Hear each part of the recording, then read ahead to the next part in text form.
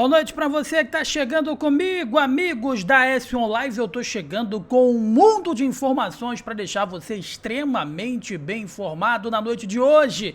Deixa o seu like, inscreva-se, meus amigos.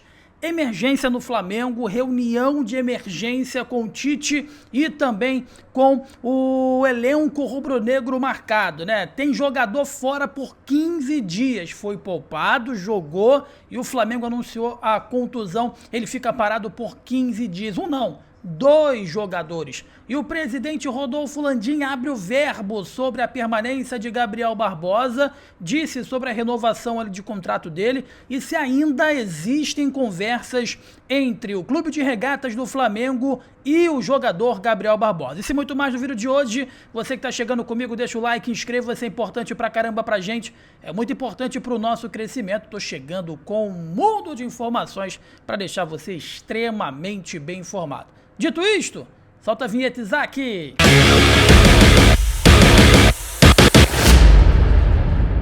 Meus amigos, a derrota do Flamengo para o Botafogo no último final de semana está repercutindo negativamente. A torcida do Flamengo nas redes sociais está empolvorosa com o que foi visto na última partida contra a equipe do Botafogo no Maracanã.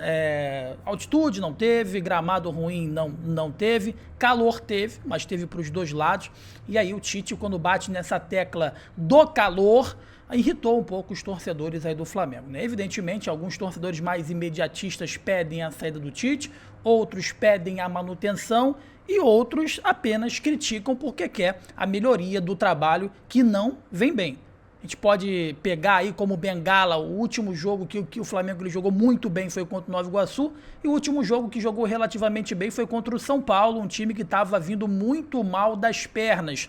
Toda crítica é válida. Não é porque eu sou jornalista, eu sei mais do que o torcedor. Evidentemente que a gente, vivendo do futebol, a gente consegue fazer uma análise de fora para dentro. A gente consegue ver o que está acontecendo meio que de fora. A gente tem a nuance de saber tirar o coração do momento que está passando o clube. A gente consegue analisar sem o coração. Eu acho que essa é a única grande diferença fora escrever, né? Fora escrever uma matéria, eu acho que essa é a única grande diferença do jornalista para o torcedor. Mas todo mundo está vendo a mesma coisa. Agora, a forma que o jornalista analisa e a forma que o torcedor analisa, ela é diferente. Ela é diferente, a não ser que o jornalista ele vista a camisa e comente em prol do like, da visualização, e aí ele comente aquilo, ele fale aquilo que o torcedor quer ouvir, e esse não é o meu perfil, e muito menos o perfil da S1 Live. A gente fala para vocês o que efetivamente está acontecendo. E o presidente Rodolfo Landim, ele abriu o jogo sobre a permanência do Gabriel Barbosa no Clube de Regatas do Flamengo. Ele concedeu entrevista ao Globoesporte.com, abriu o jogo, disse que existem sim conversas, que ele sempre vem conversando com o Gabriel Barbosa, e ele fez uma correção, quando ele disse que ele perderia, né? A imagem dele iria se perder.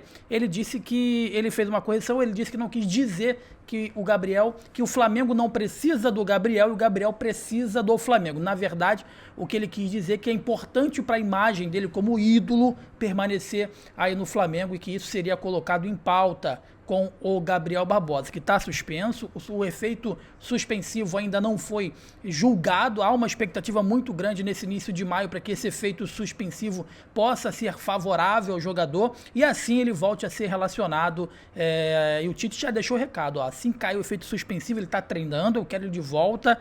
E na moral mesmo, eu sou crítico do Gabriel Barbosa, quem me acompanha sabe, mas nesses momentos críticos e particularmente no jogo de domingo contra a equipe do Botafogo, eu acho que um jogador como o Gabriel, para incendiar, para chamar a torcida, eu acho que fez muita, mas muita falta mesmo. Mediante esse mau momento que vai viver no Flamengo, o técnico Tite vai organizar uma reunião da comissão técnica a portas fechadas com o elenco rubro-negro. Isso porque não é um momento que precisa de conversa. E foi o que o Tite disse, é um momento que precisa de conversa para chegar a um denominador comum e entender a que pé anda esse trabalho do Flamengo e por que não vem caminhando. Evidentemente que justificativas serão arrumadas, outros vão taxar isso como desculpas esfarrapadas, mas as justificativas estão sendo dadas, mas sendo que vai chegar um momento que nenhuma justificativa vai ser plausível. Na minha opinião, a derrota pro Botafogo, para mim, não existe nenhuma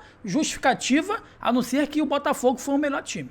foi mais bem treinado e mais preparado para o jogo. Não existe. Algumas pessoas podem alegar o desgaste, que para mim não teve, porque grande parte daquele elenco ali foi poupado.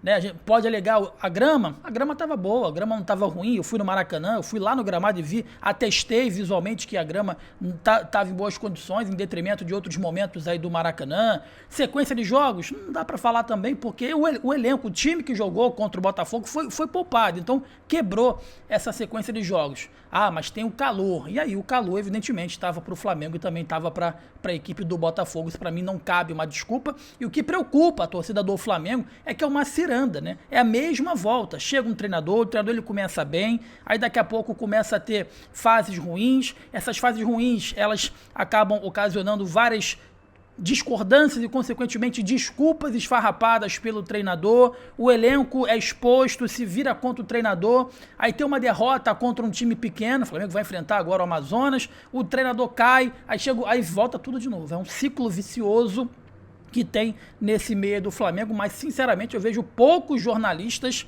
e na fonte, né? Por quê? Trocou elenco, foi embora Everton Ribeiro, Thiago Maia, dentre outros, né? Foi feito sim uma reformulação de 2019, Diego Ribas já saiu, Diego Alves, Everton Ribeiro, Felipe Luiz, Rodrigo Caio, então houve uma reformulação, a culpa era, não teve reformulação de 2019 para cá, essa reformulação aconteceu, né? E aí vem treinador, sai treinador, vem treinador, sai treinador e nada acontece, e aí todo mundo batendo no Tite, batendo no Vitor Pereira, batendo no Sampaoli, batendo no elenco.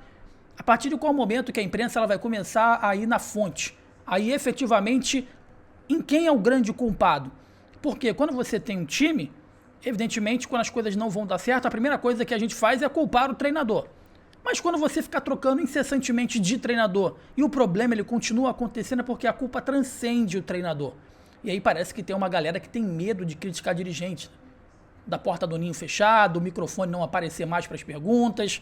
Enfim, eu acho que está na hora de começar a botar o pingo nos is e, consequentemente, dar nome aos bois e culpar, né, ou pedir alguma resposta para quem efetivamente precisa dar uma resposta. Porque entra e sai jogador, entra e sai dirigente, trocam-se os cavalos, mas os cavaleiros são sempre os mesmos. E outra coisa que eu quero trazer para vocês é referente ao Arrascaeta e o Eric. O Arrascaeta, que foi poupado da partida contra o Palmeiras e também contra a equipe do Bolívar, entrou e, meus amigos, sentiu. Diferentemente do Eric, que foi uma pancada, uma torção, o Arrascaeta sentiu a posterior da coxa e pode desfalcar o Flamengo pelos próximos 15 dias e preocupou a torcida rubro-negra. Era a cereja do bolo que a torcida precisava para falar, aí, ó, poupou para quê? Poupou e ele se machucou num jogo que não foi na altitude, foi a nível do mar. Enfim, era tudo que a torcida queria como respaldo para poder fazer uma crítica, né? Poupou a Arrascaeta de jogos importantes e cruciais, na minha opinião, tanto para o Brasileiro quanto para a Libertadores. E num jogo contra o Botafogo, que valia 3 pontos no Campeonato Brasileiro, no nível do mar, né? Acabou sentindo a posterior da coxa e, consequentemente, fica 15 dias fora, vai desfalcar o Flamengo pelos próximos 15 dias. Será que o nível do mar faz tanta diferença ou você tirar um jogador aí de combate e jogar ele no jogo 11 horas da manhã no Maracanã não é muito mais prejudicial e ele corre mais risco de estourar? E aí só a ciência explica. Você que está com a gente na Gol TV, deixa o like, inscreva-se, é importante pra caramba pra gente, é muito importante pro nosso crescimento. Eu tô chegando aqui sempre, todos os dias, 8 horas da noite, com um mundo de informações para deixar você extremamente bem informado. Eu sou o Jonas Stelma, essa é a Action Live, um forte abraço, rumo aos 100 mil inscritos. Abraço pra você.